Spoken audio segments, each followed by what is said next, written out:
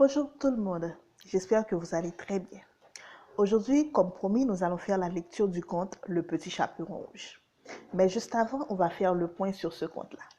C'est un conte oral transmis par écrit au départ par Charles Perrault. Mais il y a une version adaptée de plusieurs autres auteurs, notamment des frères Grimm, Jacob et Willem Grimm. Aujourd'hui, c'est cette version adaptée-là que nous allons lire. Soyez prêts. Le Petit Chaperon Rouge. Il était une fois une petite fille que tout le monde aimait bien.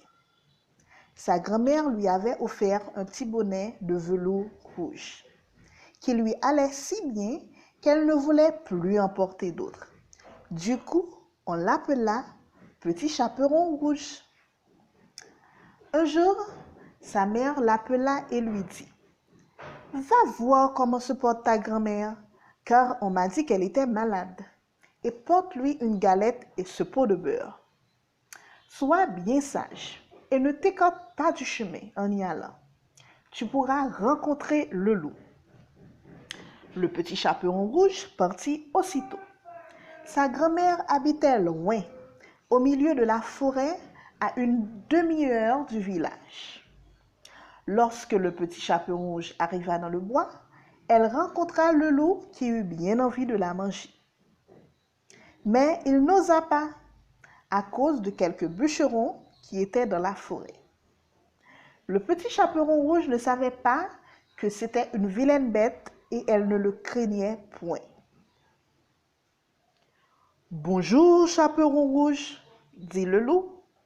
« Où donc vas-tu si tôt? »« Chez ma grand-mère. »« Que portes-tu dans ton panier? »« Une galette et un pot de beurre. »«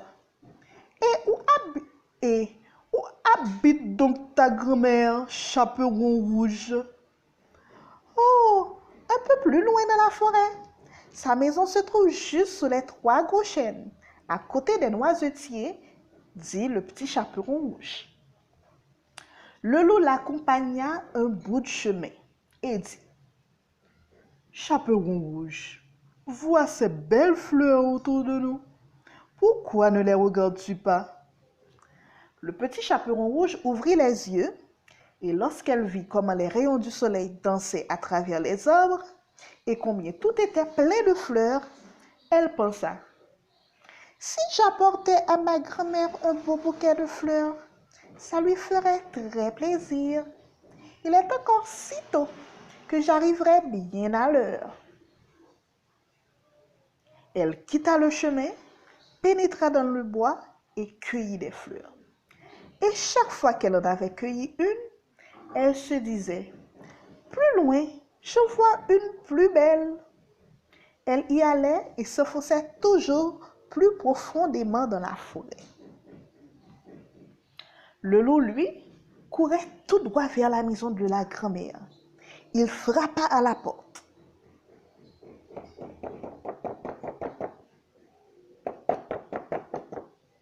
« Qui est là? »« C'est le petit chaperon rouge qui t'apporte une galette et un petit pot de beurre, » répondit-il en imitant la voix de la fillette. « Tire la chevillette, » dit la grand-mère. « Je suis trop faible et ne peux me lever. » Le loup tira la chevillette, la porte s'ouvrit et sans dire un mot, il s'approcha du lit de la grand-mère et l'avala. Puis, il enfila ses habits, mit sa coiffe, se coucha dans son lit et tira les rideaux. Pendant ce temps, le petit chaperon rouge, qui avait ramassé tant de fleurs qu'elle pouvait à peine les porter, se souvint soudain de sa grand-mère et reprit la route pour se rendre auprès d'elle. Elle fut très étonnée de voir la porte ouverte. Et lorsqu'elle entra dans la chambre, elle s'approcha du lit et tira les rideaux. Sa grand-mère était couchée, sa coiffe tirée très bas sur son visage. Elle avait l'air bizarre.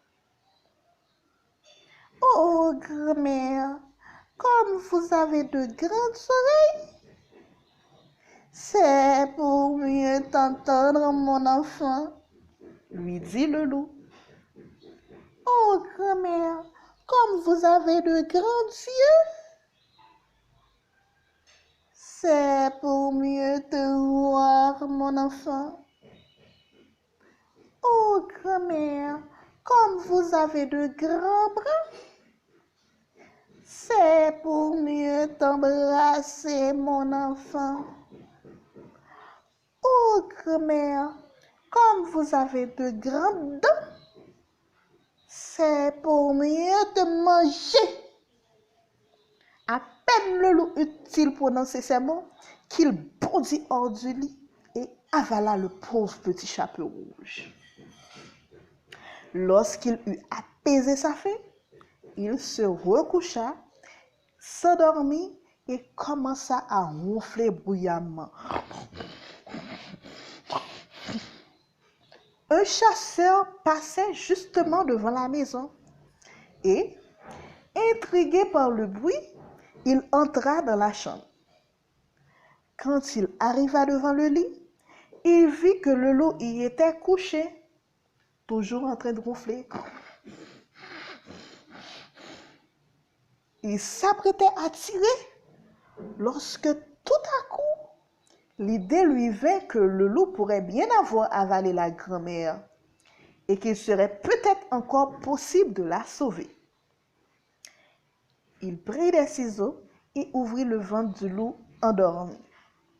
À peine avait-il donné quelques coups de ciseaux qu'il aperçut le petit chaperon rouge. Ah, comme j'ai eu peur, comme il faisait sombre dans le ventre du loup, s'écria la petite fille. Et voilà que la grand-mère sort à son tour, pouvant à peine respirer. Le petit chaperon rouge se hâta de chercher de grosses pierres pour en remplir le ventre du loup qu'ils recousirent aussitôt. Lorsque celui-ci se réveilla, il voulut s'enfuir, mais les pierres étaient si lourdes qu'il s'écrasa par terre et mourut. Le petit chaperon rouge se dit qu'elle ne quitterait plus jamais son chemin pour aller se promener dans la forêt. J'espère que vous avez apprécié les enfants et à tout de suite pour la leçon de morale.